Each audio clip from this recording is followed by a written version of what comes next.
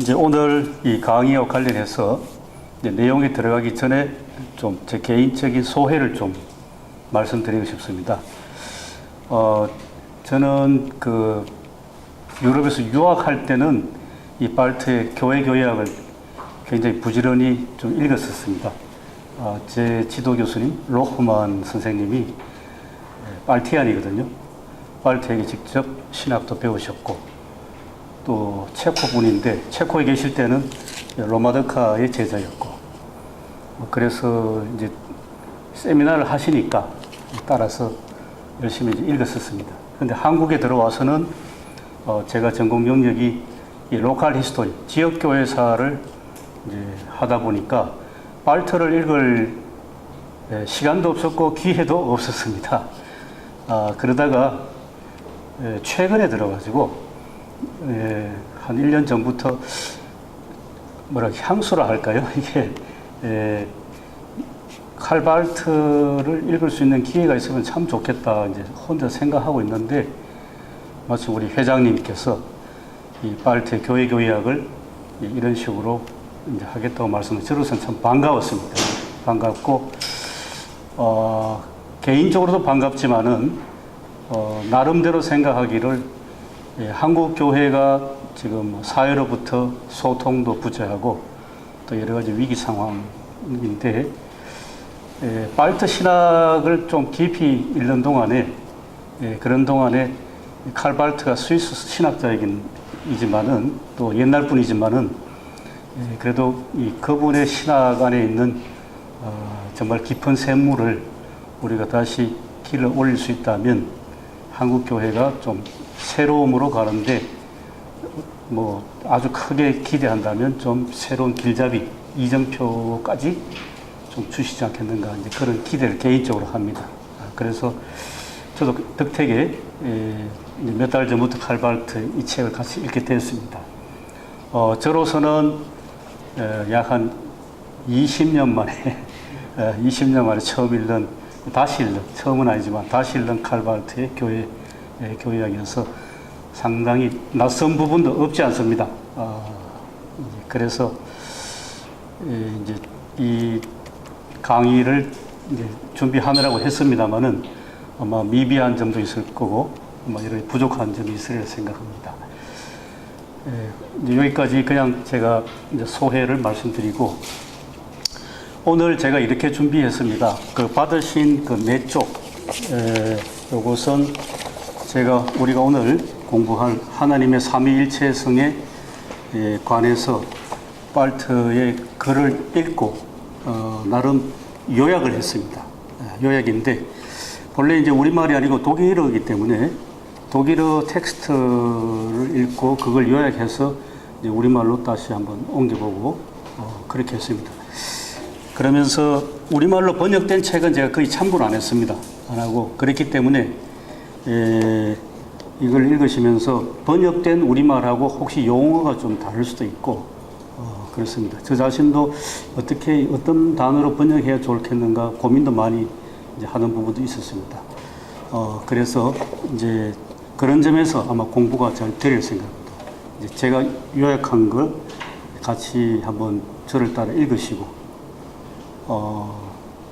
이제 그러면 이제 텍스트, 이제 발트의 하나님의 삼위일체성에 관해서 우리가 같이 좀 발트를 따라가고, 그 다음에는 제가 지금 현재 교회사에 있다 보니까 이 고대 교회 역사에서 삼위일체론 형성 과정은 좀 긴 역사이고 또 굉장히 중요하지 않습니까?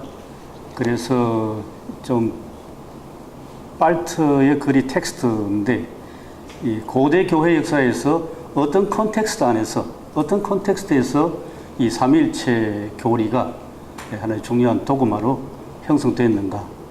그러면서 이제 용어 문제도 이제 처음에 중요했지 않겠습니까? 이제 중요한 용어들 같은 거 그런 것은 좀 교회사적 측면에서 제가 좀 보충 설명을 좀 하도록 그렇게 좀 준비를 했습니다.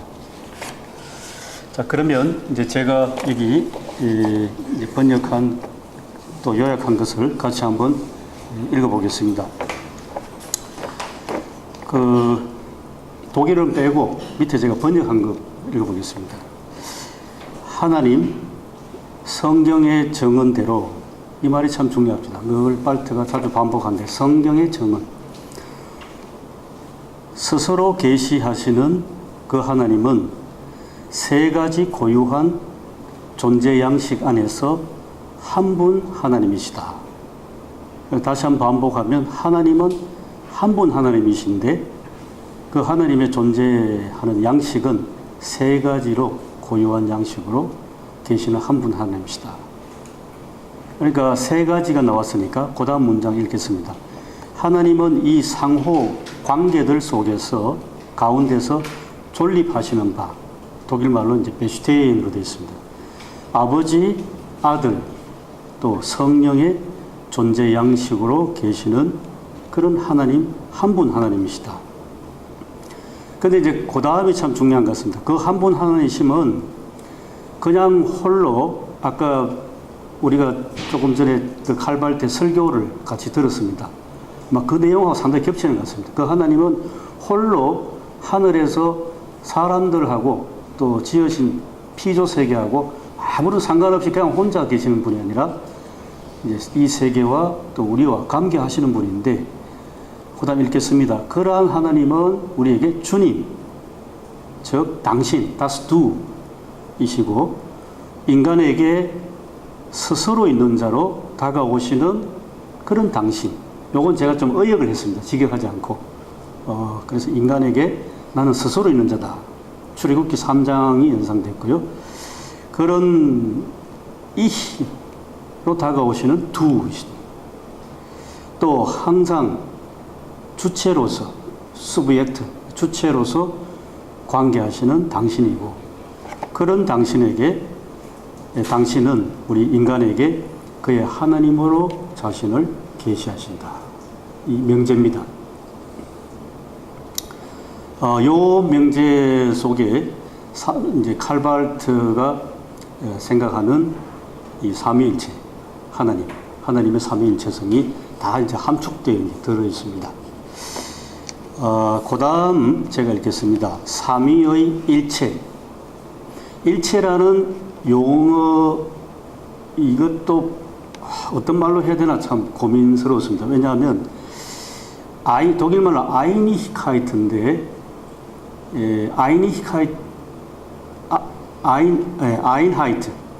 아인하이트가 그게 드라이하이트하고 같이 이제 있는 거 아니겠습니까? 그러면 삼위가 드라이하이트라면 아인하이트는 일체보다는 삼위일치가 맞지 않겠는가 하는 그런 생각이 자꾸 들었습니다. 근데 이제 다 하고 나서 이제 번역서를 보니까 이제 일체라고 이제 되어 있어서 이제 그걸 고쳤습니다만은, 처음부터 제가 좀 난관이 부딪혔습니다. 삼위의 일치라고 해야 되는지, 삼위의 일체라고 해야 되는지. 그 다음 읽어보겠습니다. 삼위일체로는 가장 큰 중요한 게 계시의 주체입니다. 계시의 주체에 관한 질문을 해명하는 데 초점이 맞추어져 있습니다. 기독교 역사 속에서 삼위일체로는 성경에 정언된 계시, 저는 일부러 성서라는 말을 택하지 않았습니다. 성경, 저는 개인적으로 성경입니다. 성경에 정언된 계시, 곧 성경을 통해 나타난 계시의 주체에 대한 질문을 해명하는 데 주력했었습니다. 그러면서 확인된 점은 하나님은 한 분이시다. 하나님은 한 분이시다. 부언해서 말씀드리면 삼위일체론의 뿌리는 성경을 통해 이해한, 원문에는 인터프레타지온인데 해석 아닙니까? 근데 저는 조금 달리해서 성경을 통해 해석한 혹은 이해한 하나님 이름인데, 그 이름은 야훼 주님이시다. 헤어 주님이신데 주님을 야훼 주님으로 한 게 참 중요한 것 같습니다. 야훼 주님.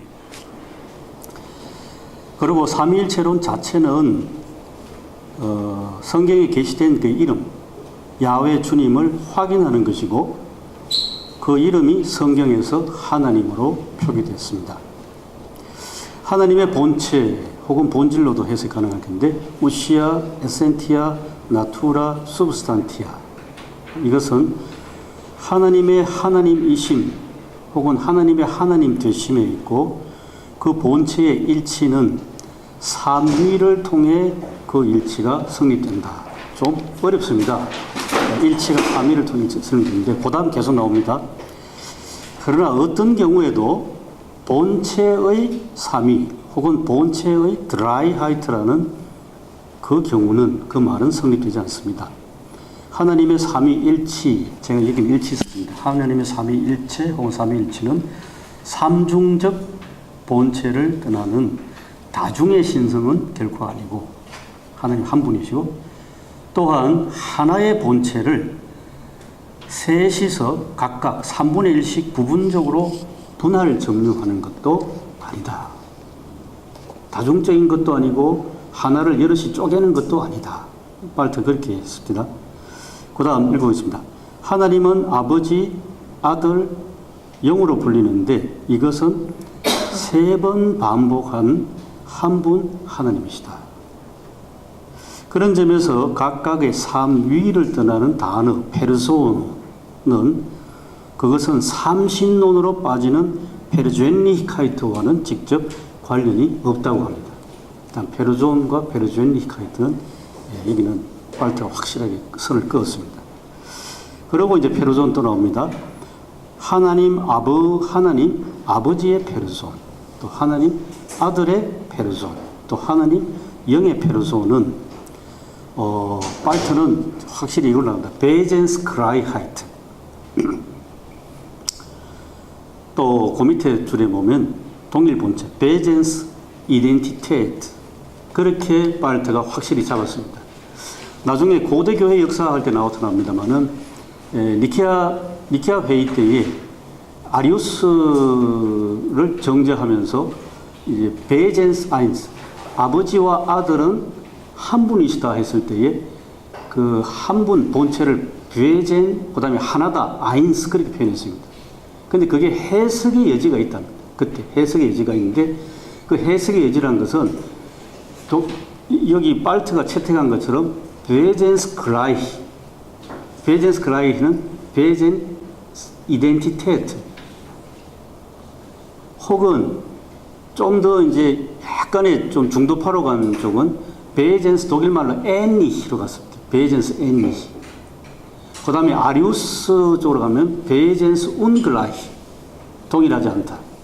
그래 됐는데 여기 칼 발트는 고대 교회 역사하고 좀 연결시키면 발트는 베젠스 글라히 혹은 베젠스 이덴티테트 그렇게 자기 입장을 잡았을 때가 봅니다.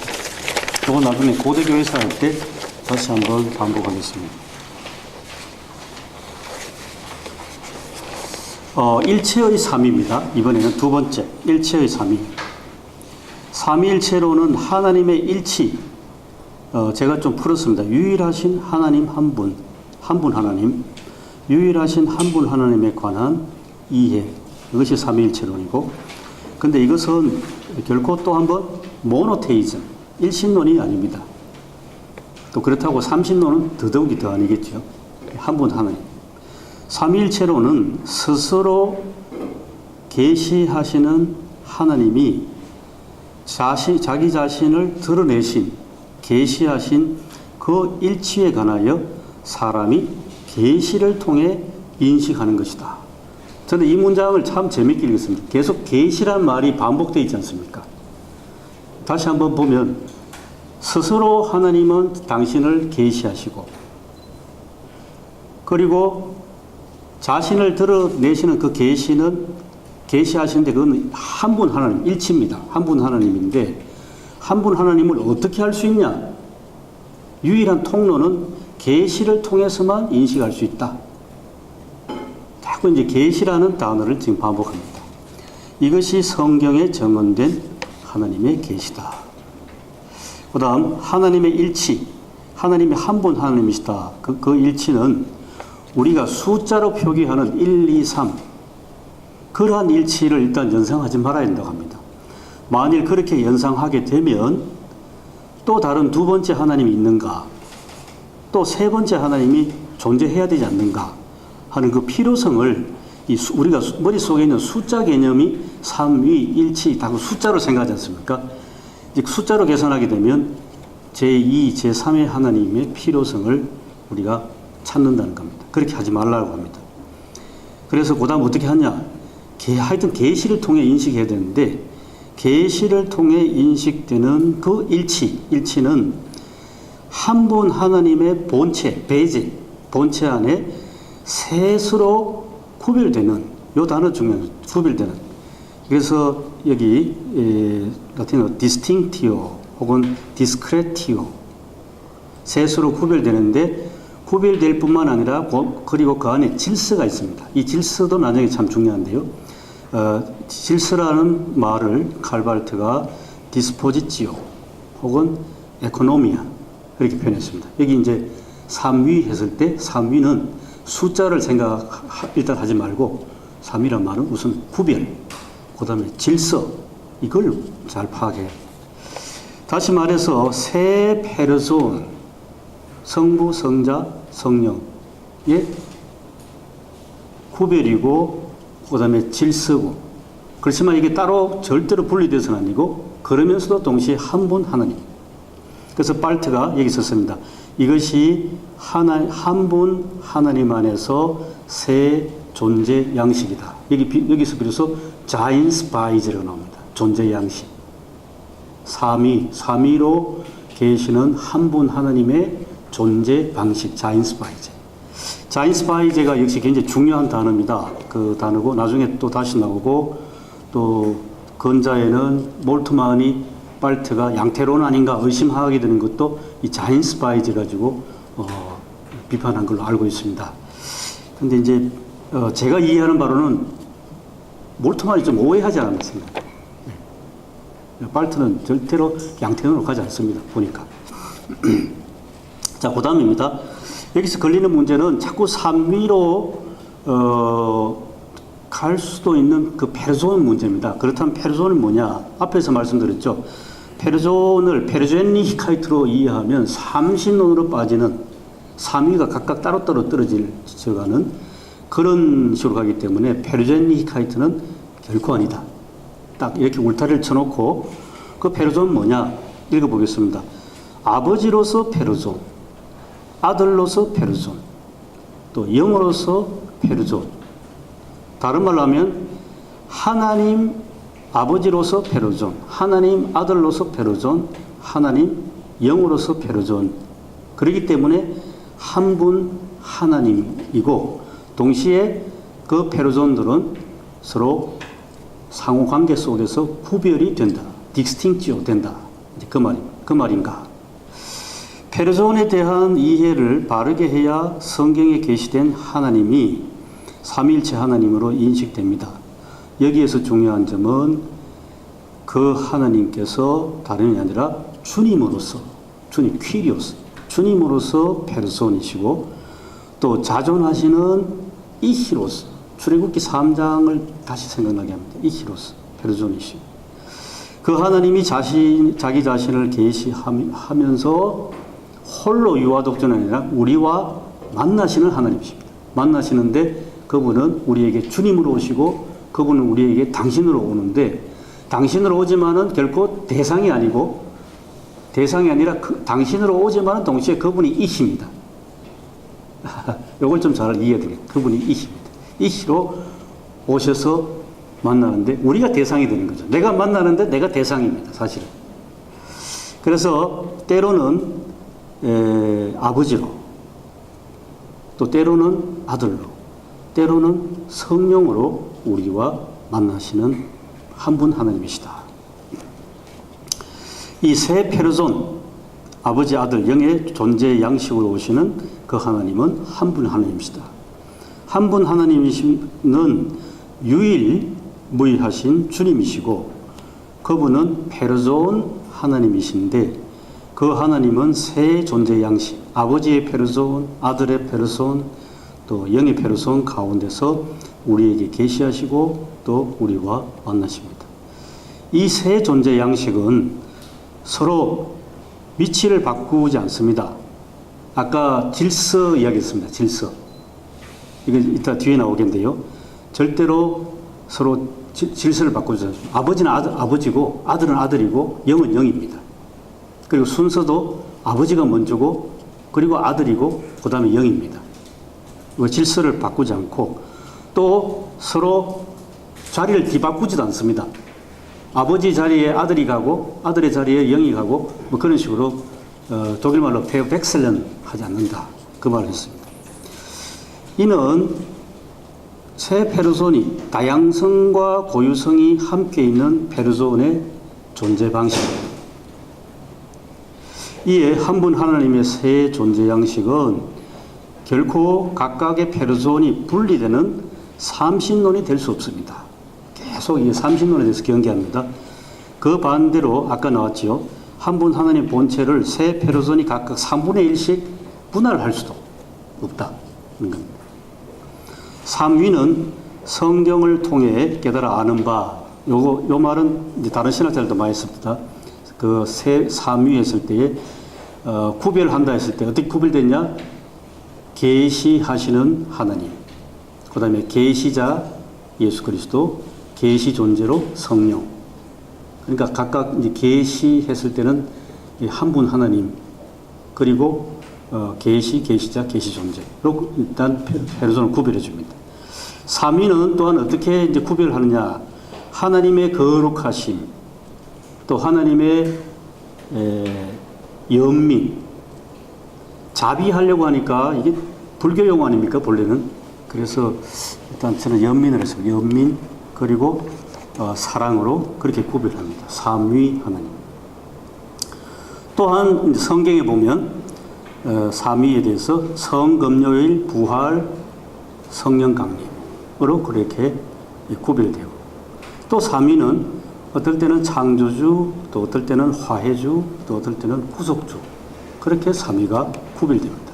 이런 식으로 해서 성경을 통해서 삼위일체인데 그 삼위에 대한 부분을 성경을 통해 보면 이렇게 계시자, 계시존재, 혹은 거룩, 연민, 사랑, 혹은 성금요일, 부활, 성령 강림, 이렇게 지금 삼위를 구별합니다. 자, 이렇게 그 다음입니다. 한 분 하나님께서 성경에서 드러내신 바, 혹은 성경을 통해 계시하신 바 구별된 세 존재 양식은 그 존재 양식의 다양성 혹은 상이성을 생각하게 됩니다.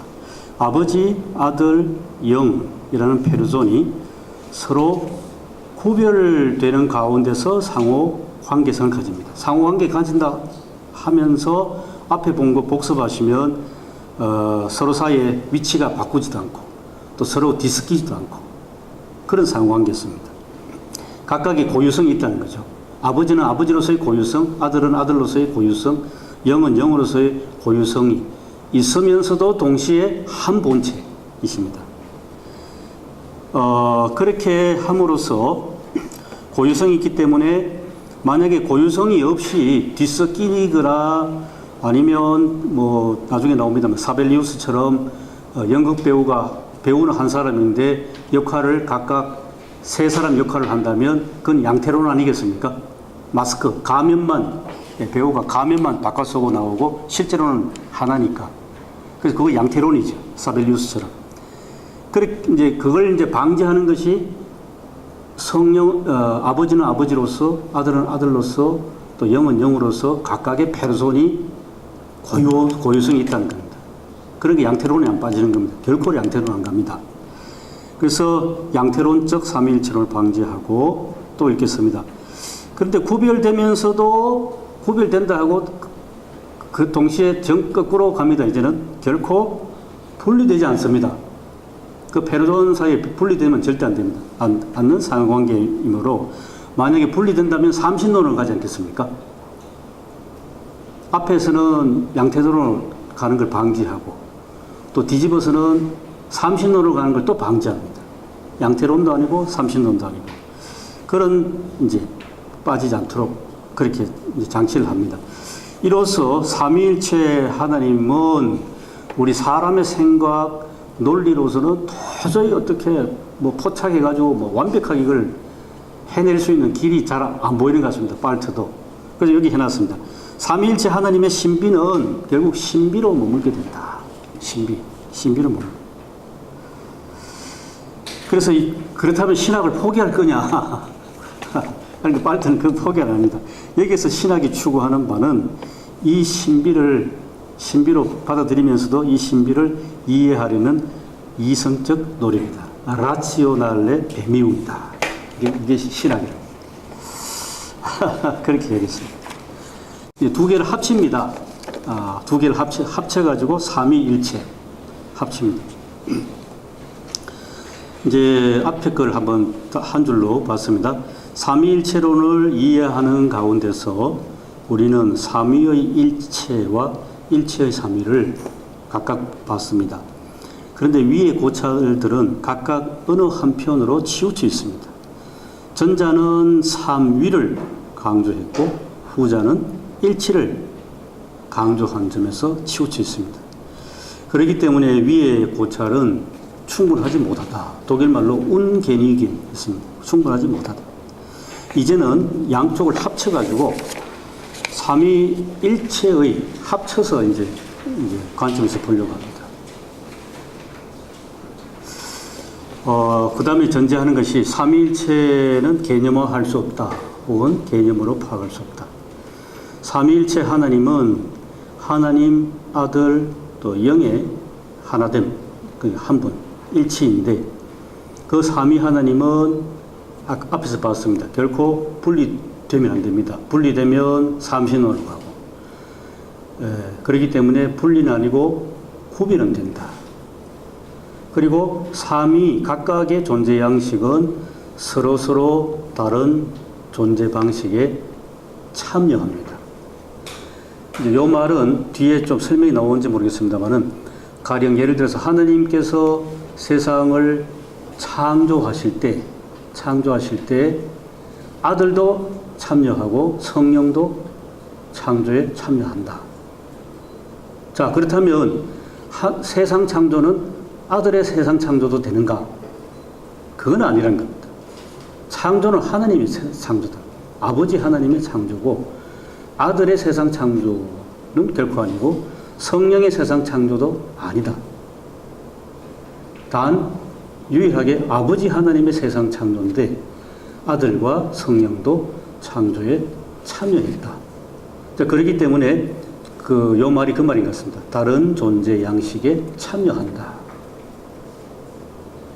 그리고 그것은 참여한다는 말은 삼위에 서로 참여하기 때문에 공동체적 존재 양식이다.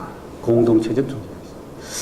이 말을 가지고 우리는 그 몰트만의 발트 비판을 다시 한번 재검증해 볼 수 있는 것입니다. 몰트만이 카파도키아 세 신학자들, 제 기억이 그렇습니다. 카파도키아 세 신학자들을 가져와 가지고 하나님 나라를 지향하는 공동체적 삼위일체론 그렇게 하면서 발트를 비판했는데 과연 그것이 타당한가 하는 것을 한번 검토해 볼 수 있는 것 같습니다.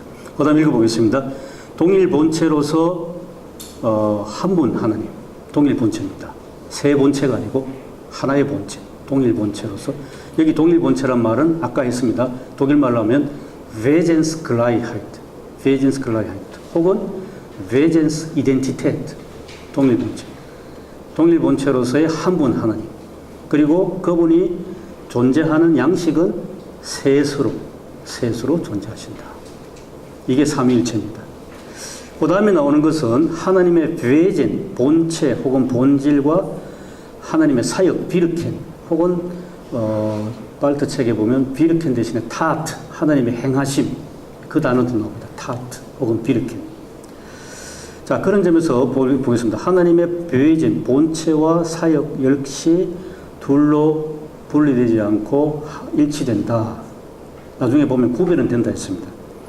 하나님의 사역은 우리에게 창조주, 그리고 화해주, 예수 그리스도, 구속주, 성령으로 계시됩니다. 우리가 성경의 정언을 통해 알 수 있는 하나님은, 이 말이 참 중요한 거죠. 우리가 하나님을, 어떤 하나님을 아냐? 성경을 통해 알 수 있는데 그 하나님은 당신이 행하신 사역을 알 수 있다는 겁니다. 외제를 아는 것이 아니고 하나님의 사역, 타트를 아는.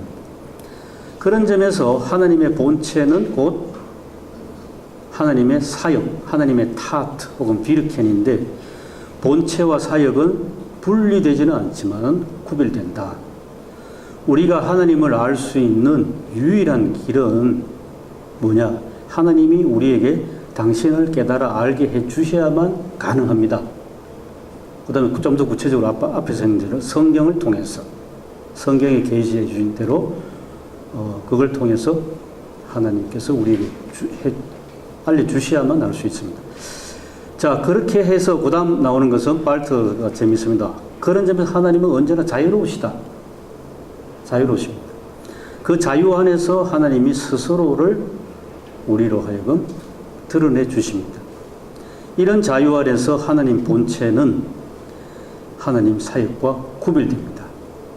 하나님의 본체는 결코 개념화될 수 없으나 제가 조금 풀이해 쓴 것은 개념으로 완전히 파악할 수 없으나 그런데 단지 오로지 하나님의 자유로운 은혜 안에서 당신을 우리에게 드러내 주시는 만큼 우리가 당신을 개념으로 깨우칠 수 있다.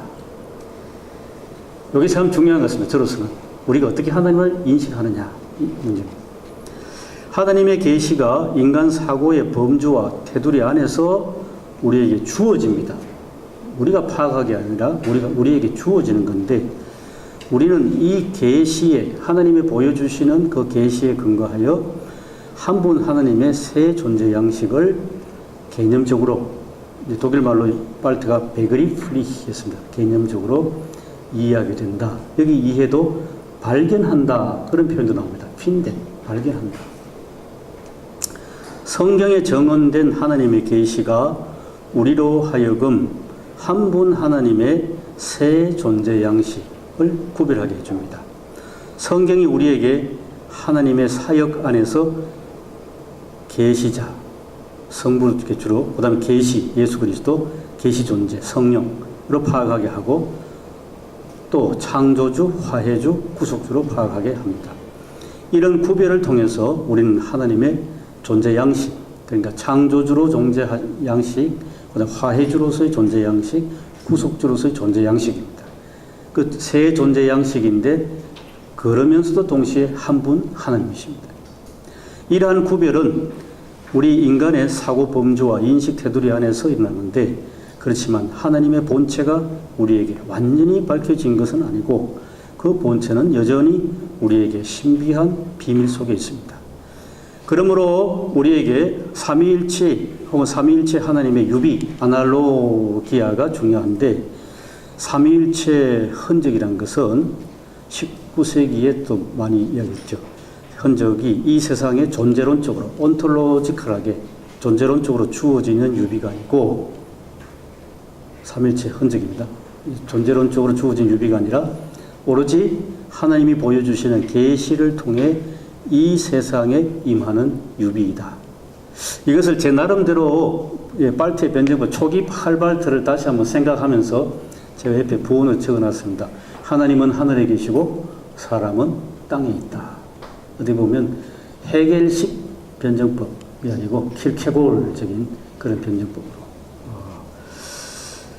후자의 유비, 하나님이 보여주셔야만 가능하다는 그 후자의 유비는 하나님의 본체가 여전히 이 세상의 신비한 비밀로 머물러 있다는 점을 우리에게 가르쳐줍니다. 창조주 하나님은 당신이 지으신 피조 세계로 임하시고 이제 우리에게 임합니다. 또 인간의 사고 범주에도 임하시는데 인간이 스스로의 능력으로 하나님의 임하심 혹은 하나님의 사역을 스스로 파악할 수 없습니다.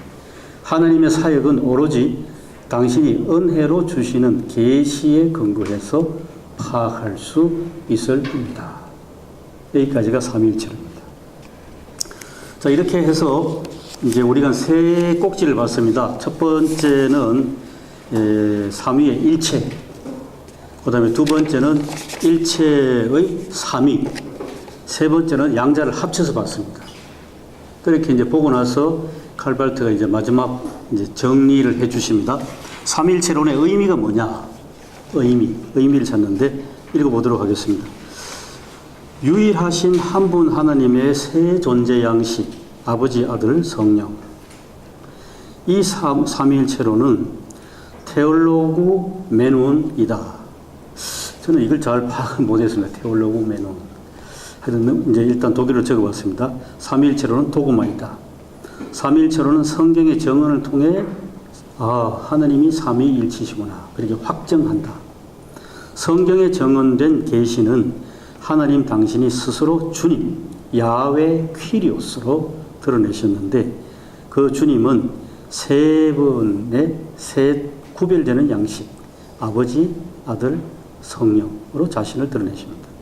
이렇게 성경에 계시된 하나님을 기독교 역사 속에서 교회가, 특별히 4세기 교회, 여기 4세기 교회라면 잘 아시는 대로 325년 니케아 회의, 그 다음에 381년 콘스탄티노플 회의입니다. 그래서 우리는 이제 흔히 교리사를 할 때에 니케아 콘스탄티노플 같이 또 보지 않습니까? 그 니케아 콘스탄티노플 그 과정을 통해서 삼위일체 도그마가 거의 완성된 단계로까지 정리됩니다. 그런데 이제 그다음 이제 그때와 오늘의 문제입니다. 그 시대의 도그마 정리가 오늘날에는 상당히 어색하고 또 낯설다고 그렇게 느껴집니다. 오늘의 신학자들은 그 시대의 신학자들과 함께 고민하고 함께 호흡할 수 없답니다. 그야 그렇지 않습니까? 컨텍스트가 다르니까. 그래서 이 시대의 신학자들은 그 시대를 객관적으로 이해하면서 그 시대의 삼위일체론을 이해하려고 합니다. 그러니까 몸으로 피부로 삼위일체론을 막 이렇게 이걸 교리를 형성하는 그 시대 4세기하고 오늘날 우리가 책으로 삼위일체론을 머리로 주로 이해하려고 하는 건 상당히 온도차가 다르다는 이제 그런 이야기 같습니다.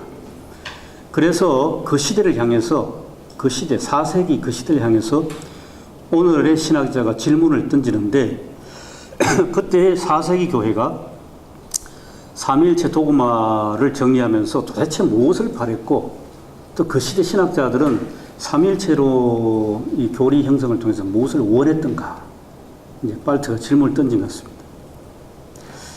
보다음 답도 해줍니다. 그 다음에 삼위일체론을 통해 해결하고자 했던 바는 계시입니다.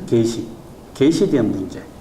발트의 관심이 계시에 있습니다. 삼위일체론을 볼 때에 제일 큰 관심이 계시입니다. 계시인데 그 계시는 그 다음입니다. 성경에 정언된 계시. 그 계시의 주체자가 누군가? 그 계시의 주체가 누군가? 제가 여기 이제 독일말로 그냥 따라 보겠습니다. God ist der sich offenbart. 하나님은 그 스스로 자기 자신을 계시하시고 스스로 자기 자신을 드러내시는 분이시다. 계시 주체는 하나님입니다. 그래서 그 다음 읽겠습니다. 삼위일체론에 대한 관심은 하나님은 계시의 주체이시고 당신의 계시를 통해 우리로 하여금 당신을 깨달아 알게 하신다는 겁니다. 이게 제가 보기에 제일 칼발트가 하고 싶은 말씀 아닌가 싶습니다. 계시의 하나님.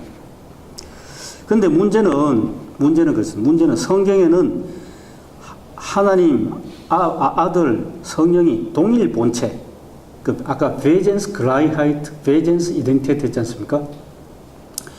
동일 본체라는 점을 성경에는 명시적으로 설정하지 않았다는 겁니다.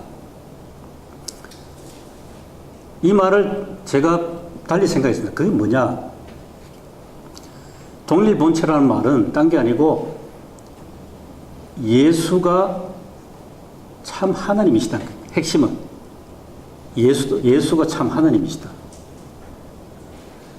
이제 그것 때문에 이제 계속 이제 논쟁이 이제 교리사에 보면 있거든요. 예수가 참 하나님이시다. 그게 동일 본체입니다. 사실 핵심이.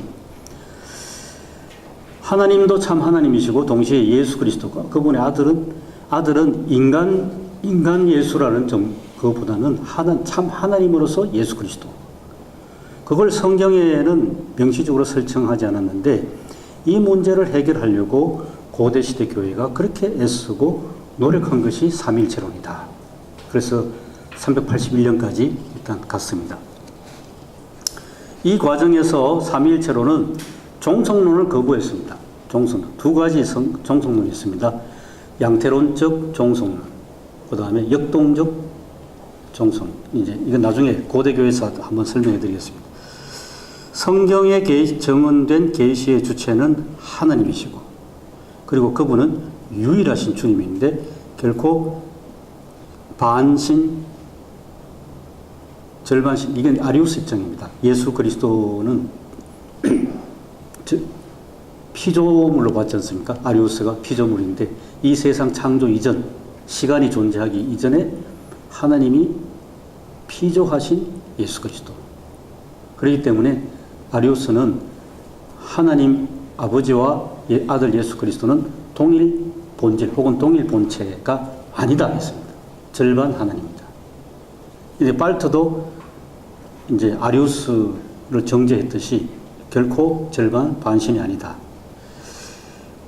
그리고 또 발트가 계속 누차 강조하는 것은 계시의 주체, 하나님은 항상 이십니다. 나는 나다. 그 주체 결코 대상이나 객체가 될 수 없습니다. 하나님은 언제나 우리에게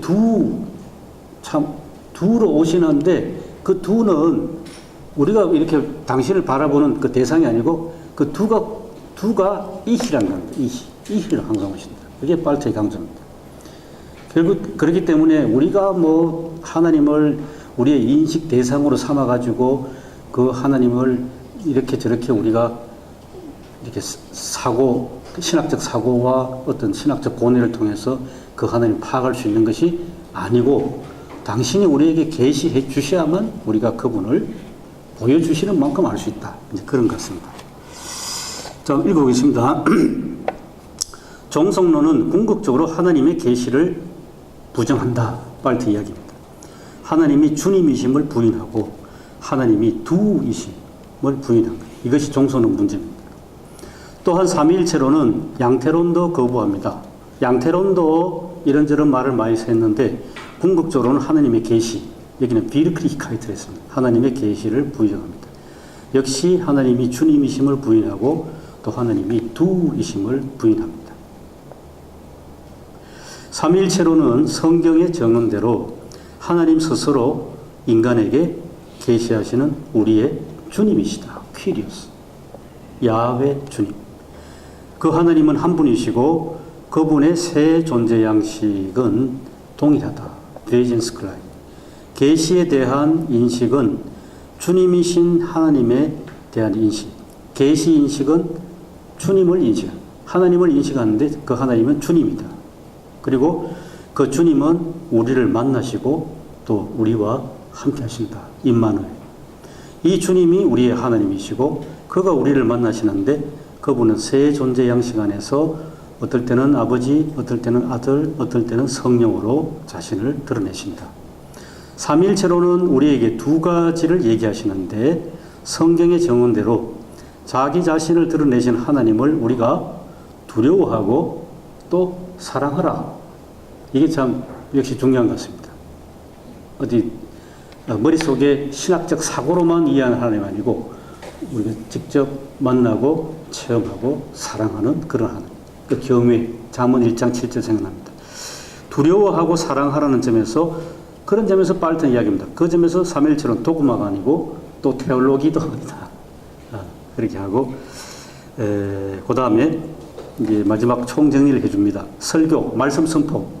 설교가 뭐냐? 그것은 설교는 하나님의 말씀을 섬기는 거다. 또 교회학은 뭐냐? 교회학은 설교의 내용이 바른 것인지 비판적으로 숙고, 배진능하는 것인데 그런 차원에서 교회학은 성경에 정언된 계시의 주체에 관하여 질의할 수 있다.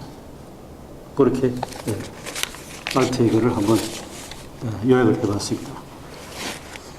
말씀드린 것처럼 그 삼위일체로는 4세기 기독교 니케아 회의 325년을 거쳐서 381년 콘스탄티노플 회의에서 거의 이제 잘 마무리는 아닌데 이제 하여튼 정리가 되었습니다.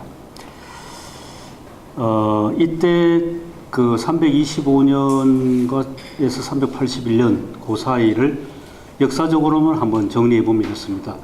325년 이전에 우리가 알기로 그 중요한 313년이죠. 313년에 로마 제국 콘스탄틴 황제가 기독교를 법적으로 이제 공인을 해줬습니다.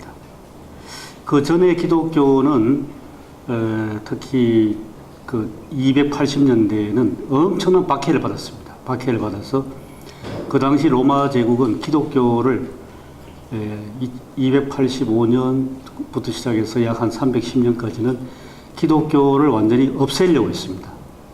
그래서 분서갱류, 우리 중국 역사에서 보듯이 모든 기독교 서적을 다 태워버리고, 그리고 영화에서 보듯이 기독교인들을 이제 경기장으로 넣어서 짐승몰이해서 짐승에게 찢겨 죽게 하고, 그런 식으로 대대적인 어떤 엄청난 박해와 순교자 시대가 이제 있었고, 그 다음 313년에 콘스탄틴 황제가 더 이상 기독교를 박해하지 않는 그런 시대로 가면서 이제 법적으로 인정을 해줬습니다.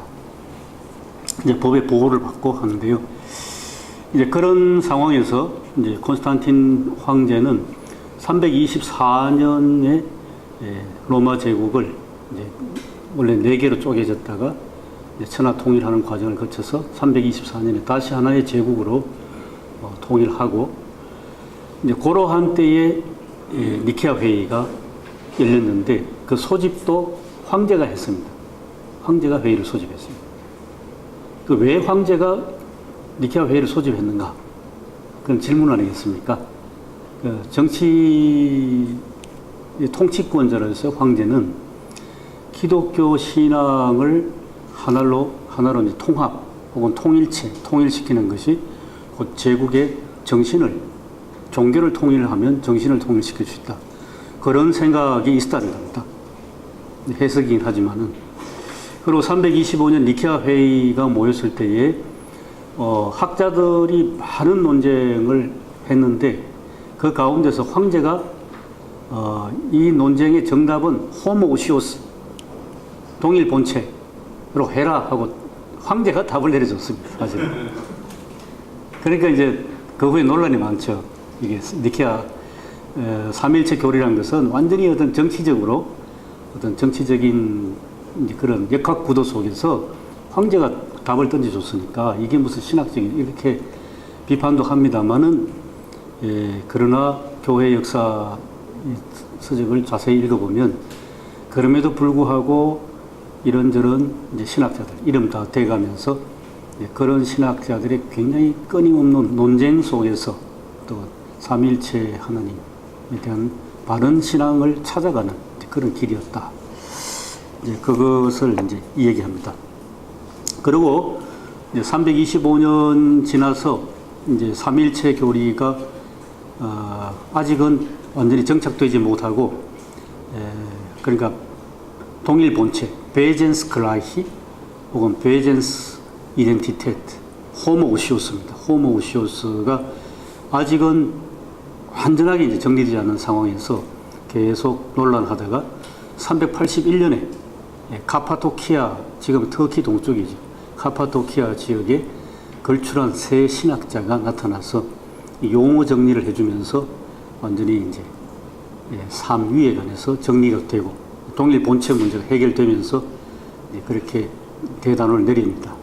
그래서 이제 교회사 혹은 교리사에서는 325년 니케아, 381년 콘스탄티노플을 한 묶음으로 봅니다. 그래서 니케아, 콘스탄티노플 같이 봅니다. 언제나 니케아, 콘스탄티노플 회의.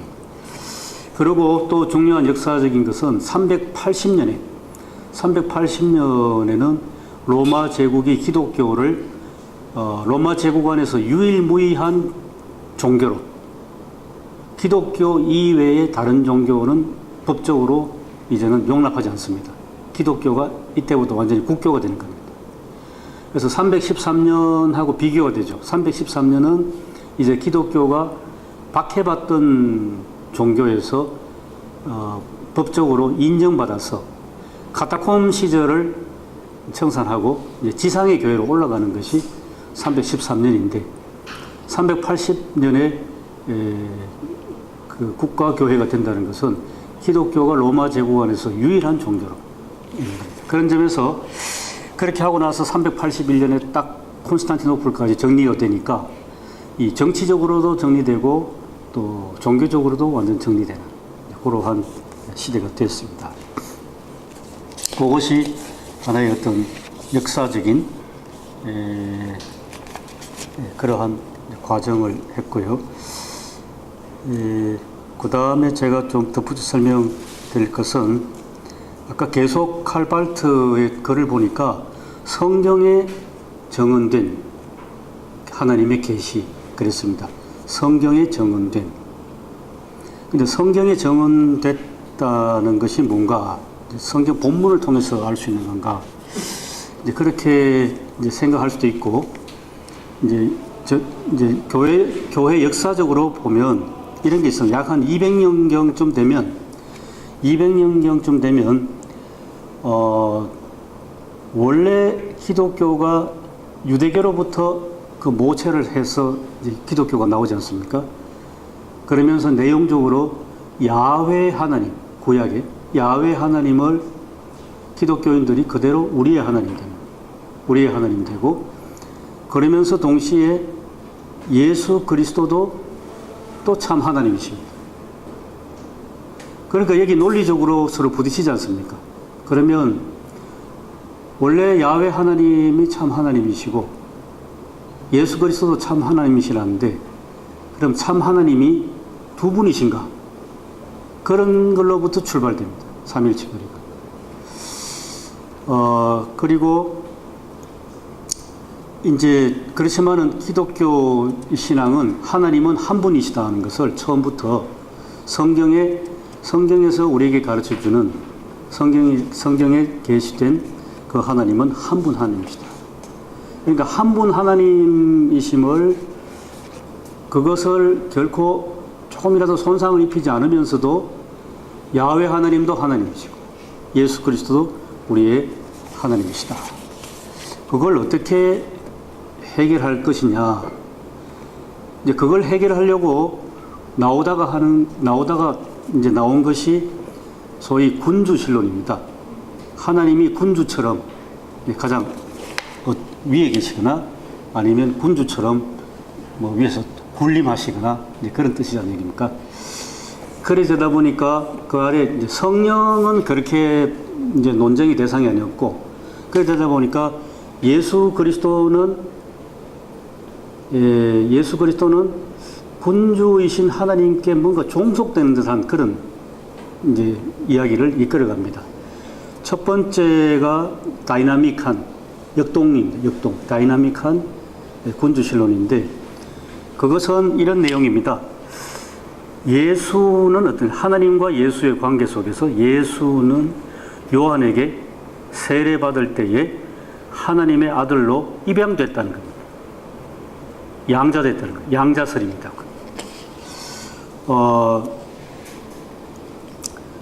이 강조점은 뭐냐 하면 유대인들 가운데서 예수 믿고 기독교인이 된 사람들은 여전히 야훼 하나님의 우선성입니다. 야훼 하나님 그분만이 참 하나님이시고 예수님은 뭔가 분명히 고백을 해야 되는데 참 하나님에게 입양된 분으로 그렇게 이해했습니다. 그렇게 되면 이분들이 좀 보존하려고 하는 것은 뭐냐면 야훼 하나님만 참 하나님이시고 그리고 유일하신 하나님을 손상시키지 않으려면 야훼 하나님만 부각돼야 되고 예수 그리스도는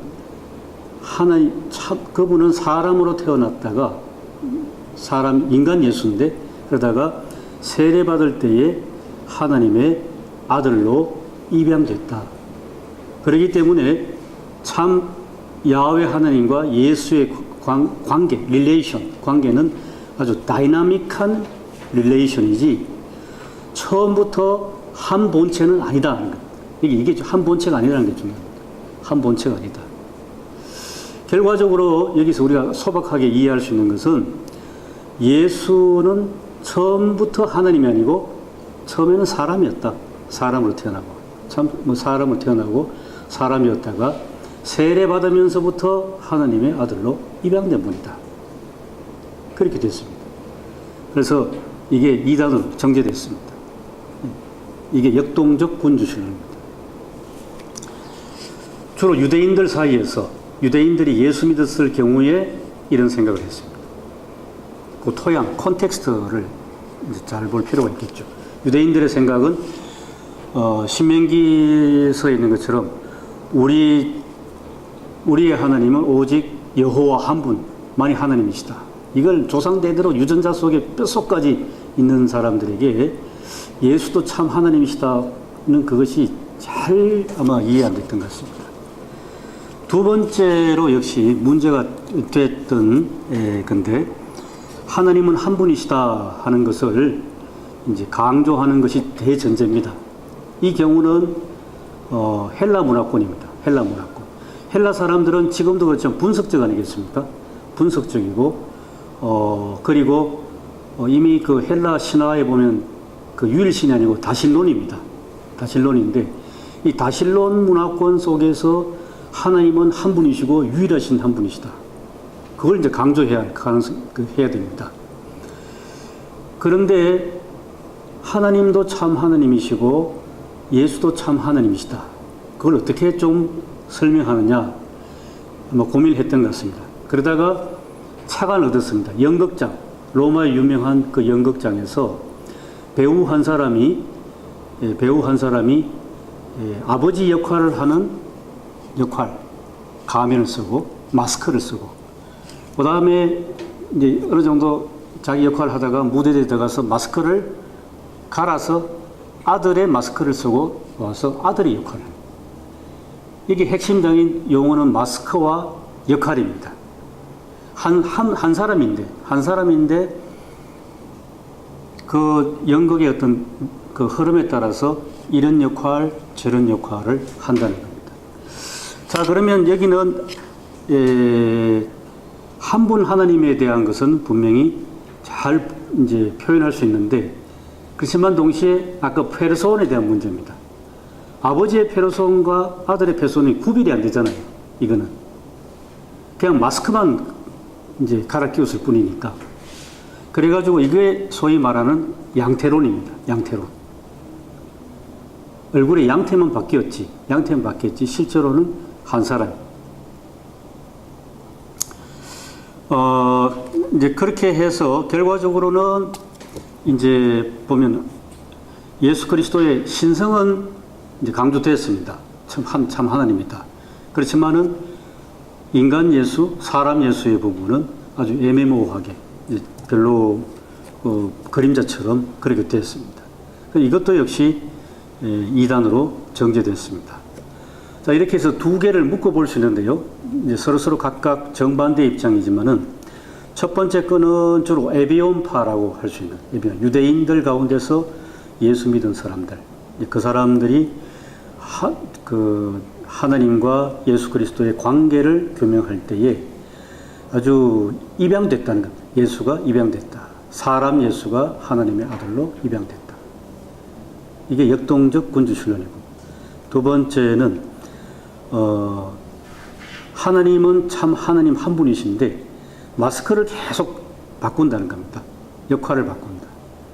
결국은 페르손에 대한 문제가 생겼습니다. 예수의 참 사람 되심에 대해서도 성육신에 대해서 문제가 생기죠. 이럴 경우에는 참 사람이 되심에 문제가 생겼습니다. 그래서 이것도 문제가 생겼습니다. 그리고 또 뭐가 문제가 되겠습니까? 결국은 이제 하나님이 예수의 마스크를 끼고 이 세상에 오셨다. 그러면 하나님은 하나님 아니십니까? 육신으로서, 사람으로서의 예수 그리스도의 모습은 이 퀘스천 마크 아니겠습니까? 결국 이게 어디까지 가는가 하면, 그러면 십자가에 달리신 분 누구냐 하는 겁니다. 십자가도 그러면 하나님이 달리신 거 아니냐? 소위 성부순환설까지 갑니다. 양태론은 결국 성부순환설까지 갑니다. 그래서 이제 이 두 개, 역동적 군주신론 또 양태론적 군주신론은 둘 다 틀렸다. 그 다음에 이제 세 번째 나타난 사람이 이제 터툴리안입니다. 3세기 초반에 약 한 200년에서 212년까지 열심히 활동했는데, 이분은 새로운 용어를 가져왔습니다. 라틴 말로 이제 삼위일체 하나님을 표현하는데, 이제 이게 우리에게 익숙한 용어입니다. substantia. 이것은 본래 처음부터 종교 혹은 기독교 용어 아니지 않겠습니까? 이것은 자유로운 개인이, 자유로운 시민이 자기 재산을 소유한 것이 substantia. 심지어는 보니까 누가복음 15장에 탕자의 비유 나오지 않습니까? 탕자의 비유 나오는데 아버지가 자기의 재산, 자기의 분깃하죠. 즉 재산 혹은 분깃을 둘째 아들 탕자에게 나눠주지 않습니까? 그 재산 혹은 분깃도 substantia입니다. 그러니까 재산입니다. 재산. 자유로운 시민이 재산을 갖고 있는 그 재산을 의미하는 용어가 substantia인데, 이것을 하나님의 본체로 그렇게 적용을 합니다. 하나님의 본체. 그래서 이제 우나 하나의 substantia다. 한 본체다. 그 다음에 이제 터툴리아는 아까 그 삼위를 표현하는 것이 참 어렵다는 걸 아마 알았겠는지, 삼위를 표현할 때는 페르소나를 갖고 옵니다. 페르소나라는 단어. 페르소나라는 단어는 제가 잘못 이해했네요. 수브스탄티아가 재산은 맞는데 우나 수브스탄티아 하면 여러 사람이, 삼일체로는 관계되면 세 사람이 건물 하나를 공동 소유할 때 그것이 수브스탄티아입니다. 공동 소유. 그러니까 삼위일체 하나님께서 신성을 서로 공유한다는 의미에서 수브스탄티아입니다. 신성을, 하나님 되심을 공유한다. 그런데 하나님 되심을 서로 공유하면서도 동시에 각각의 성부 하나님, 성자 하나님, 성령 하나님 표현해야 되지 않습니까? 각각을 표현할 때를 페르소나 했습니다. 페르소나. 그래서 삼이란 말이 트레스니까 트레스 페르소나, 삼위, 그 다음에 우나, 하나의 수브스탄티아. 한 번 더 말씀드리면 요즘 공동재산, 재산을 공유하는 것이 수브스탄티아고, 그리고 각각 자기 것을 갖고 있는 것이 페르소나입니다. 이렇게 해서 법적인 용어가 기독교 신학 용어로 들어왔습니다. 그래서 이제 하나로 합쳐보면 우나 수브스탄티아는 트레스 페르소나. 그러니까 수학적으로 표현하면 3 이꼬로 하나. 그렇게 됐습니다. 3 이꼬로 하나. 그래서 이건 상당히 큰 공헌이랍니다. 터툴리아는 앞에서 말씀드린 것처럼 두 개의 군주신론, 양태론, 그 다음에 역동적 군주신론, 둘 다를 이렇게 아니다 하면서 우나 수브스탄티아, 그 다음에 트레스 페르소나. 그렇게 삼위일체를 표현했습니다. 이것이 이제 라틴 계열 서방 신학자의 작업이고, 그 다음에 오리게네스입니다. 동방 신학자 알렉산드리아 오리게네스는 헬란 말을 사용하니까 후포스타제를 가져옵니다. 후포스타제는 아까 터툴리안하고 연결시켜 말씀드리면 페르소나하고 같습니다. 페르소나. 삼위, 위를 뜻하는 단어를 후포스타시스입니다. 그래서 오리게네스의 관심은 하나로 한 분 하나님은 그대로 갖고 있지만은 한 분 하나님 안에서의 구별됨에 관심이 많았습니다. 구별됨. 그 구별된다는 것을 표현하는 단어로서 후포스타제입니다. 후포스타제. 구별된다는 말은 개별성을 강조하는 거 아니겠습니까? 그 개별성은 각각의 개별성이 있다는 겁니다. 아버지의 개체, 그리고 아들의 개체, 또 성령의 개체가 있답니다. 그러니까 아버지의 후포스타제, 아들의 후포스타제, 성령의 후포스타제가 있습니다.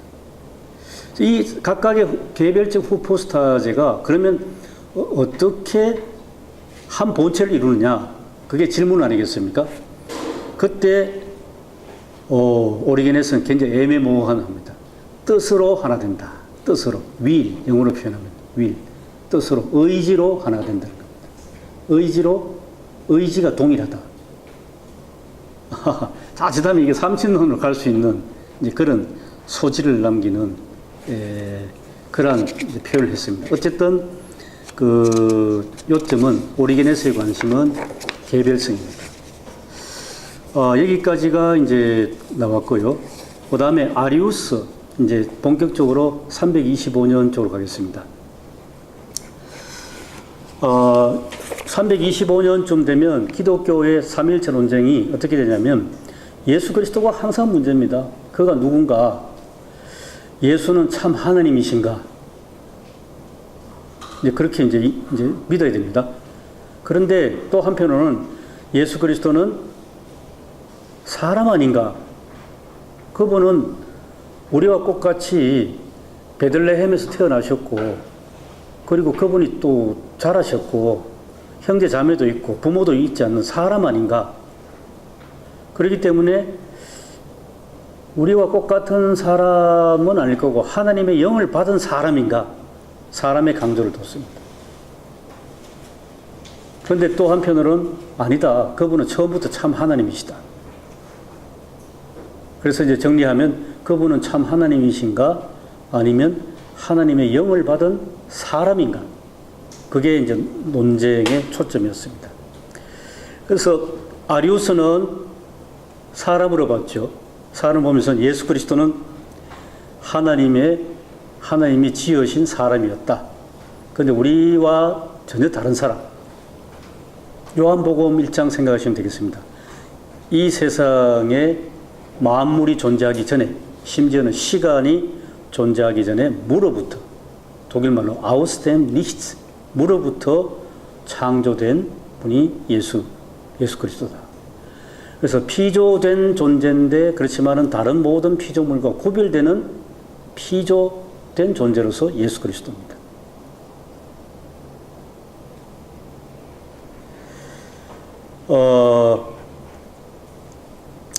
그리고 그 피조된 존재인 예수를 로고스라고 불렀답니다. 로고스라고 부르고, 그리고 그 로고스는 지혜로, 혹은 그 로고스는 아들이라 부르셨고, 그리고 하나님께서 그 로고스를 통해서 이 세상 만물을 지으셨다.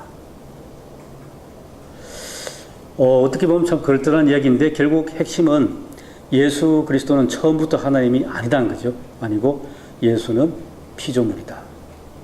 그렇기 피조물이고 동시에 일반 우리와는 구별되기 때문에 어떻게 보면 절반은 하나님이다. 절반 정도 하나님입니다. 아마 힐랍 신화 생각하시면 되겠습니다. 힐랍 신화 보면 몸의 절반이 짐승이고 절반이 사람인 경우 있지 않습니까? 아마 그걸 연상하게 하는 것이 아리우스 이야기입니다. 그래서 아리우스의 결국 문제는 뭐냐면 참 하나님이 아니라 했기 때문에 예수 그리스도와 하나님을 분리시키지 않습니까? 그게 문제였습니다. 한 본체가 아니란 겁니다. 한 본체가 아니다. 예수 그리스도와 하나님은 한 본체가 아니다.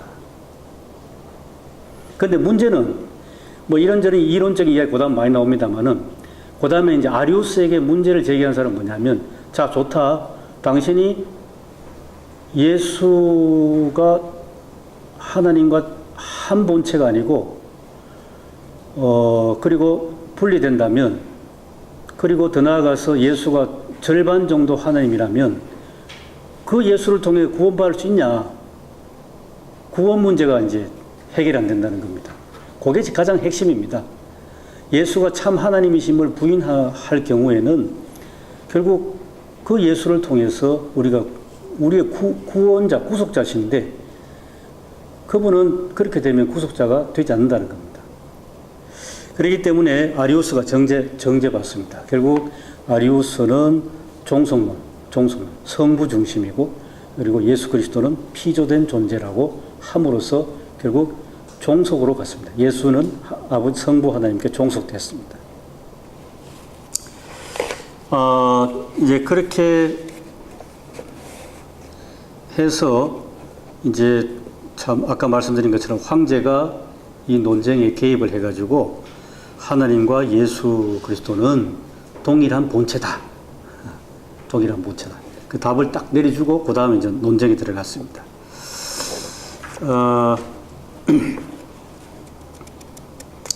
그것이 이제 삼위일체 교리에 있어서 니케아 회의의 대략적인 큰 이야기입니다. 그렇게 하고 여전히 이제 문제는 남아 있었는데요. 니케아 회의 마치고도 아까 말씀드리겠습니다. 아리우스 같은 경우는 하나님과 예수 그리스도의 본체는 동일하지 않다. 하나가 아니다. 하는 거고, 그 다음에 아까 칼발트 같은 경우는 동일하다. 동일한데 아이덴티파이 한다 그랬습니다. 아이덴티파이 한다. 이 말은 한 본체이면서 동시에 구별된다는 겁니다. 한 본체이면서 동시에 구별된다.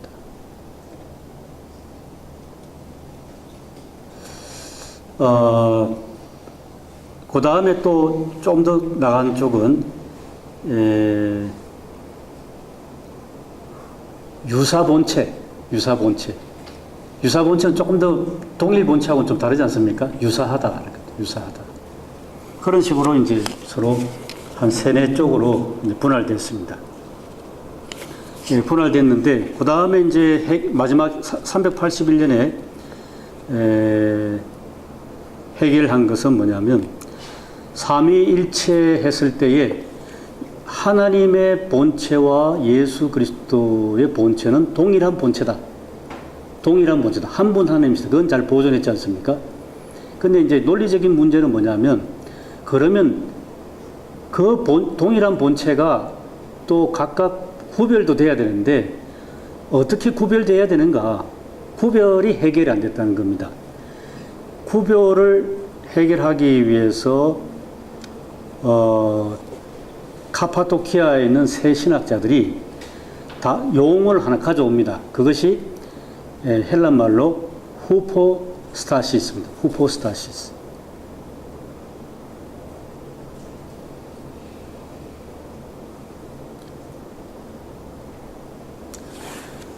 그렇게 해서 이제 좀 이해가 되신지 모르겠습니다만은 니케아 회의하고 다시 한번 말씀드리면, 니케아 회의에서 중요하게 한 것은 하나님의 본체와 예수 그리스도의 본체는 동일 본체다. 왜 동일 본체가 강조되느냐? 그래야만 예수 그리스도가 참 하나님이시고 또 우리의 주님이시고 구주시던 것, 구세주다. 그렇게 하고 나니까 이 구별이 잘 안 된다는 겁니다. 구별이 잘 안 되기 때문에 381년에 정한 것은 이 동일 본체를 구별해 주는 걸로 하는데, 구별해 주는 단어를 찾아야 되니까 그 단어를 후포스타시스로 단어를 만들었습니다. 네, 그렇게 해서 381년에 콘스탄티노플에서 삼위일체 교리가 거의 확정되고, 이때 비로소 성령에 대한 언급이 거의 처음 나옵니다. 성령이 성부로부터 나오셨고 또 성부 성자와 함께 높이 찬양받아야 한다. 성령 하나님에 대한 이제 고백을 합니다. 근데 이후에 또 논쟁이 있죠. 성령의 출처에 대해서 막 논쟁합니다.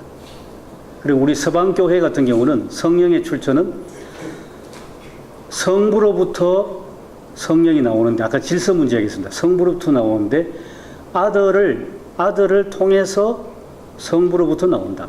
이게 우리 서방교회입니다. 근데 동방교회는 아들 없이 성부로부터 나온다. 이렇게 해서 나중에 결국은 한참 뒤에 1051년에 동방교회와 서방교회가 완전히 서로 나누어지는 성령의 출처 문제 때문에 그렇게 됐습니다. 아까 그리고 하나만 더 보충해 본다면요.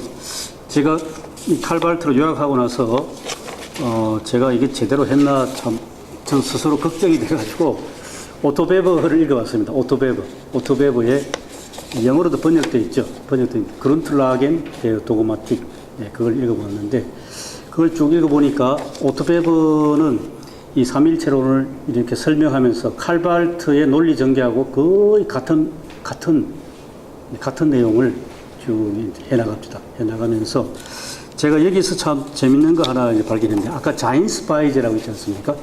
자인스파이제, 이것을 오토베브 설명에 따르면 이미 이제 중세로부터 뭐 예를 들어서 토마스 아퀴나스라든지 보에티우스로부터 이 자연스 바이제를 이야기할 때의 가장 핵심 용어가 페르존 문제입니다. 페르존. 아버지의 페르존, 또 아들의 페르존, 성령의 페르존. 이걸 관계를 어떻게 할 것이냐. 그 관계가 자연스 바이제 아니겠습니까? 이제 한데 그 페르존의 관계성을 규명을 쭉 하는 노력이 이미 중세에도 보이고 그 이전에 어거스틴에게도 보이는데 칼빈에게 와서 칼빈에게 와서 이런 이야기를 했답니다. 칼빈은 페르존 하는 것이 수브스탄티아다.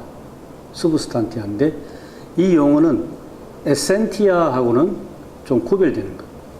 삼위를 표현할 때 오히려 삼위에 대해 해당되는 것은 칼빈은 에센티아라고 표현하고 그 다음에 일체 한 분 하나님 할 때 그러면서 페르소나 이야기할 때는 수브스탄티아로 그렇게 표현했습니다. 그래서 한 분 하나님이 세 존재 양식이다. 그것을 존재 양식 했을 때 자인스 바이즈라고 했는데 칼빈에 따르면 자인스란 말도 되지만은 엑시스텐스가 훨씬 더 좋다. 그런 얘기죠. 엑시스텐스. 그래서 저도 좀 와닿습니다. 자인스보다는 엑시스텐스. 보다 좀 더 실존적인 그런 좀 맛이 나는 그런 단어로 했습니다. 그래서 그냥 막연하게 존재하는 의미에서 자인스 바이제가 아니고 정말 성부 하나님 또 성자 하나님, 성령 하나님이 구별되면서도 동시에 한 분으로 존재하시는 그 실존적인 다이나믹한 살아계신 주님 또 언제나 우리에게 당신으로 오시는 이시로서의 하나님 그 존재 방식 그것을 자인스 바이제 혹은 엑시텐스 바이제라고 그렇게 표현하고요. 그 다음에 또 하나 더 하는 것은 여기 그 삼위 또 삼위일체 이걸 이야기하면서 이제 예를 듭니다. 아까 칼발트 읽을 때 같이 봤습니다. 하나님의 본체 혹은 본질, 베젠과 하나님의 타트, 하나님의 행위가 분리되진 않는데 구별된다. 그것을 오토베버는 하나님의 사랑을 가지고 설명했습니다. 하나님의 사랑. 하나님은 그냥 단순히 뭐 이런저런 행동을 뭐 아무렇게나 하시는 분이 아니고 하나님의 행위는 항상 당신의 사랑이 우리에게 또 당신의 사랑이 모든 피조물에게 드러나고 계시된다는 사랑이 하나님이 행하신다는 것은 하나님의 사랑이 드러나는 겁니다. 그런데 사랑이 드러난다는 말은 하나님의 행하심이 사랑 아니겠습니까? 근데 하나님 당신이 곧 사랑이시다 하는 겁니다. 하나님 당신이 곧 사랑이시다. 그렇게 함으로써 하나님의 베이젠, 하나님의 본체와 하나님의 타트가 분리되는 것이 아니고 구별되는데 동시에 하나다. 그런 용어를 사랑이라는 어떤 의미를 가지고 그렇게 표현했습니다. 또 그런 점에서 그렇게 봤을 때에 하나님이 한 분이시고 그리고 그 한 분 하나님의 존재하는 양식은 세 존재 양식이다 하는 것이 좀 더 우리에게 잘 이해할 수 있다. 그렇게 오토베브가 보충 설명을 했습니다. 여기까지 제가 말씀드렸습니다. 예. 두 가지 하나는 자연스 바이즈라는 페르존 부분을 설명을 할 때 예. 이 장내에서만 칼바르트가 설명을 하고자 하는 것이 아니고 바로 전장에 어떤 얘기가 나오냐면 계시는 해석이 예정인 것이 아니다. 네. 계시는? 예, 계시는 해석에 대한 문제고 예정의 것은 아니다라고 얘기를 하고 있습니다. 그래서 신학적 언어의 가능성, 그러니까 그 가능성과 제한성을 이쪽에서 얘기를 하고 있거든요. 이성적인 설명을 해줘야 됩니다. 그 이성적인 설명이 그 계시의 사건 내에서, 계시의 범주 내에서 삼일체가 이루어져야 된다라고 계시의 근거가 삼일체 근거로서 계시를 먼저 이야기하고 그 다음에 지금 그 다음 장으로 넘어오면서 이제 자연스 바이스 펠존이라는 이야기를 하시는 것 같습니다. 이게 7장과 8장과 9장이 별개의 것이 아니라 예, 그렇죠. 연계가 되겠죠. 예. 연결되는 것이라면 이게 그 신학적 언어의 가능성과 한계 내에서 페르존이라는 부분도 설명이 되어져야 되고 자연스 바이스는 존재의 양태라고 설명을 해야 될지 우리가 또 한자로 이야기하면 또 양태고 영어로 이야기하면 모드가 되버리잖아요. 예, 바이제. 예, 바이제 자체가.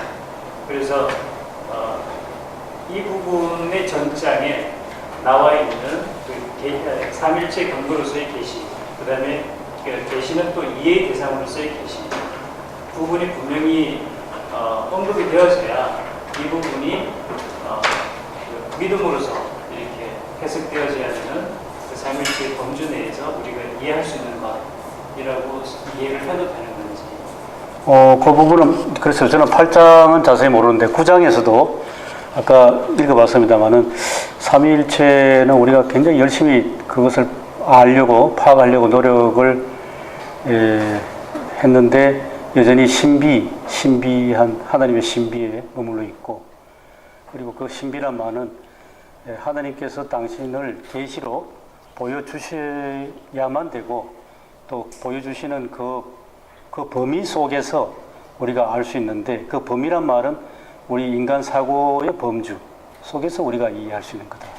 그렇기 때문에 그 여전히 신비에 있다는 말은 또 동시에 하나님께서 행하신 바, 이루신 바, 뭐 창조, 구원, 그리고 뭐 화해 이런 걸 통해서 우리가 하나님은 창조주, 뭐 구원주, 화해주 그렇게 이해하는데 그렇다고 해서 하나님의 모든 비밀, 그 하나님의 어떤 본체랄까요? 그 배전까지 우리가 완전히 알 수 있는 건 아니지 않냐. 그렇게 다시 반복한 것 같습니다. 했고, 근데 이제 자연스 바이제 했을 때에 이제 저도 그냥 우리말로 존재 방식, 존재 양식, 양태보다는 양식 같은데요. 그 양식이란 말도 정말 이게 제대로 번역된 것인지 우리말 그 발트가 이해 표현하고자 하는 그 자연스 바이제를 다시 한번 우리가 근원적으로 어떤 말로 번역하면 발트의 생각을 가장 우리가 잘 이해하고 또 잘 옮겨 놓을 수 있을까 여전히 고민해야 할 문제 아닌가 하면서 제가 오토베고 책에서 자인이라는 단어 대신에 엑시스텐츠란 말이 나오니까 저도 훨씬 좀 더 명쾌하게 와닿았습니다. 엑시스텐츠. 근데 바이제란 말은 글쎄요. 그게 어떤 경우에도 내용이 양태로는 아니거든요. 결코 제가 발트를 읽어보니까 결코 양태론이 아닙니다. 그리 가서도 안 되고 발트를 계속 그쪽으로 가지 말라고 경고하고 있는데 그런데도 사람들이 발트를 잘못 읽고 양태론으로 간다 하는 것은 발트한테 참 미안한 것 같아요. 그다음에 또 하나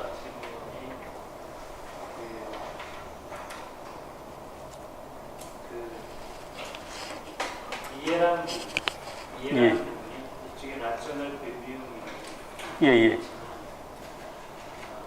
그 부분들이 결과적으로 하나님의 이 자기 이해, 삼일체가 두 가지로 만약에 표현할 수 있다. 하나님의 자기 이해 또는 하나님의 자기 관계, 내재적 트리니티를 이야기하는 내재적 트리니티 개념적으로 이야기가 되고 있지만 결과적으로 하나님의 자기 이해라는 부분으로 들어가 버리면 저희들이 알 수 있는 부분이 전혀 없기 때문에 하나님이라는 단어, 그 다음에 우리가 이야기하고자 하는 여러 가지 개념적인 단어들에 하나님의 본질이 들어가 있지는 전혀 않기 때문에 사실은 거기에서 신앙의 유비라는 부분이 중요하냐. 그렇죠. 유비가 중요해요. 예, 맞습니다. 아날로기 문제. 예. 근데 트리니티에서 신앙의 유비라는 부분이 굉장히 중요하지 않느냐. 그래서 존재론적인 유비는 아니고 칼발트는 신앙의 유비로서 아날로기아 피데이로. 그 말이 곧 계시를 통해서만, 성경의 정언을 통해서만 우리가 하나님을 알 수 있다. 그 말을 다 함축하는 거 아닌가 생각이 듭니다.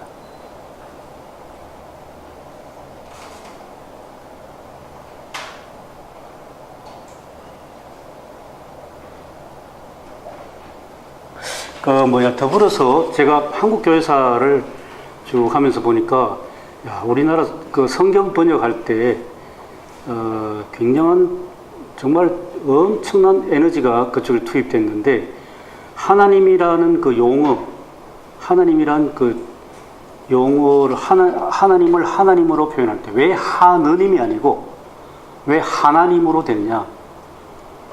그게 굉장히 그 중요한 역시 내용이 담겨 있습니다. 그러니까 오늘 우리 삼일체론 했는데, 삼일체론에서 제일 중요한 게 하나님은 한 분이시다 아니겠습니까? 유일하시고 한 분이시고, 그렇기 때문에 우리의 주님이시다. 그랬는데, 혹자는 처음에 성경을 번역할 때에 여러 가지 선교사들의 의견이 분분했는데, 이게 하나님으로 온 것은 하늘, 그 다음에 존칭 전미사님 해서 그렇게 유래가 됐기 때문에 지금도 공동번역 같은 경우 하늘님이다 그렇게 하는데, 정확하게 1911년도에 성경이 이제 구약까지 완전히 이제 번역되면서 그때 선교사들의 논란이 그 정리되면 사람이 이제 선교사 게일이 뜨다 보니까 게일이 정리하기를 하나님 하는 것은 하늘님에서 어원을 찾지 말고 유일하신 한 분 하나님의 하나님이다. 그렇게 딱 정리를 합니다. 하면서, 그러면서 우리 한글이 그 성경의 하나님을 표현하는데 얼마나 좋은지 자기가 예를 들겠다 하면서, 영어의 헬란 말에 데오스 하는 것도, 그 데오스라는 용어는 본래 우리가 믿는 하나님을 데오스라 한 것이 아니고, 자기들 본래 갖고 있던 그 데오스라는 용어를 이제 하나님으로 그렇게 치환한 거 아니냐. 같은 맥락의 영어도 God도 마찬가지입니다. God도 마찬가지고, 심지어 일본의 감이라는 것도 신자가 귀신 신자, 그 감이도 그랬었는데, 근데 이 성경에 우리가 하나님으로 하면서 하나 했을 때는 숫자, 여기 비슷한 이야기입니다. 숫자로서 하나를 생각하지 마라. 유일하신, 그리고 크신 분이다. 유일하시고 크신 하나님으로서 하나님이고, 이것이야말로 성경의 야훼, 여호와 하나님하고 동일한 다르다. 그렇게 게일이 이야기합니다. 그러면서 나에게 이 여기까지 오기를 깨우쳐준 한글 학자가 있는데, 주시경 선생이 나한테 깨우쳤다. 근데 지금 한글 학회는 그렇게 이야기하지 않거든요. 하나인 수사에다가 님자, 그 존칭 의미를 붙이는 게 이건 말도 안 된다. 국어학자들은 이게 모순 아니냐. 그러니까 하늘에 계신 님 해서 하느님이라 하자. 그렇게 이야기하거든요. 근데 우리 개신교는 그게 아니라 하나님이 맞다. 국어어법은 뭐 안 맞는지 몰라도 우리 하나님, 유일한 크신 야훼 하나님 표현은 하나님이 맞다. 그 제가 게일 이야기를 보면서, 야, 이분이 참 우리를 위해서 대단한 일을 하셨다. 그렇게 했었어요. 우리 개신교가 하나님 하는 게 제가 맞는 것 같습니다, 보니까. 그런 점에서.